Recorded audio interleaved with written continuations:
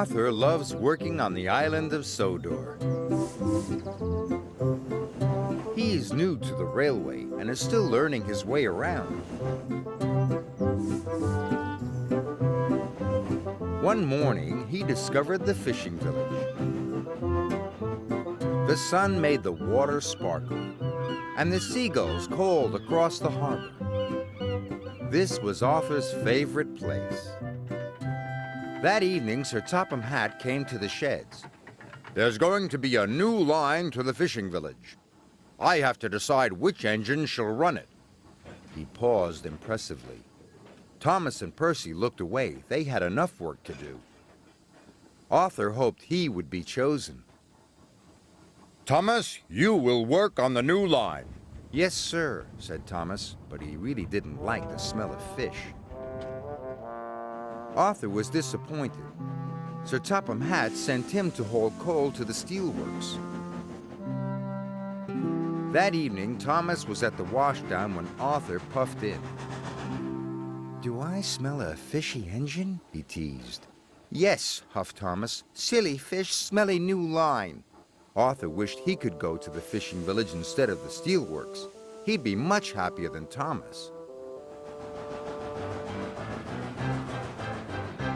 The next morning, Thomas was still grumpy.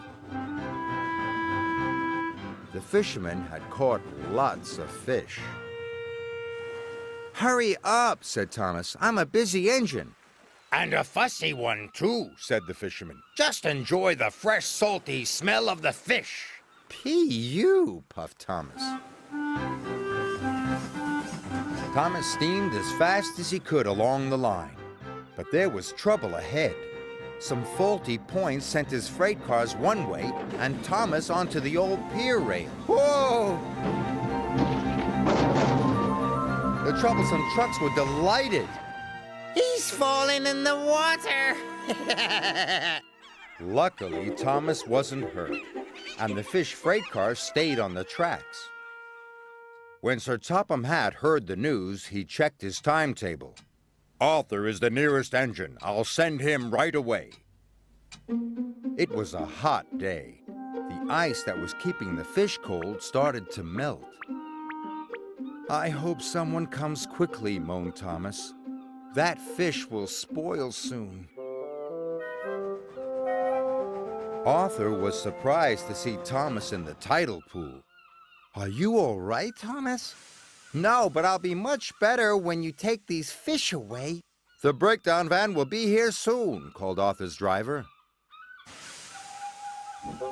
Arthur knew he had to hurry.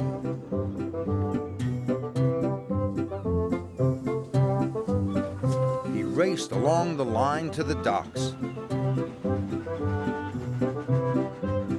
and arrived there just in time.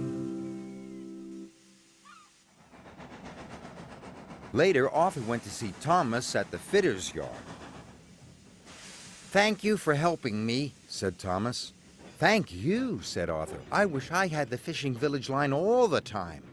"Well, please tell Sir Topham Hatt, because I don't like fish." That evening, Sir Topham Hatt came to the sheds. "I need an engine to go to the fishing village while Thomas is being repaired," he said. "Any volunteers?" "Me," Arthur blurted out. "And please, sir, may I run on that line all the time? Thomas doesn't like fish, but I do." "Then the line is yours," said Sir Topham Hatt. Arthur was delighted. The next morning, he puffed into the fishing village right on time.